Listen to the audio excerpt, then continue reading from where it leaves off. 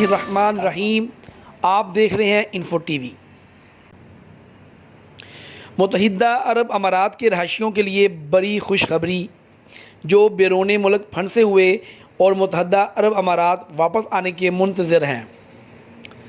Abu Dhabi بین الاقوامی ہوائی اڈے نے ایئر لائنز کو مطلع کیا ہے کہ بیرون ملک پھنسے ہوئے متحدہ عرب امارات کے رہائشیوں کو ابوظہبی میں لینڈنگ کرنے پر لازمی طور پر ICA ٹریول اجازت نامہ حاصل کرنے کی کوئی ضرورت نہیں ہے۔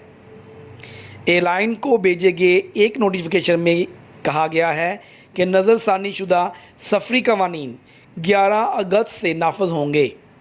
ابوظہبی بین الاقوامی ہوائی اڈے پر متحدہ عرب امارات کے رہائشیوں کو فیڈرل اتھارٹی برائے شناخت اور شہریت ICA سے سفری اجازت نامہ حاصل کرنے کی ضرورت نہیں ہے۔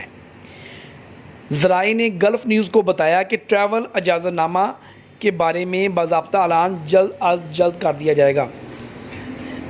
ICA سے سفری اجازت حاصل کرنے کی ضرورت نہیں ہے۔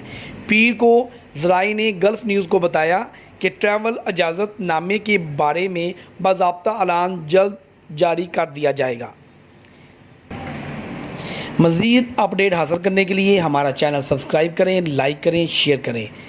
ہمیں دیں اجازت۔ اللہ حافظ۔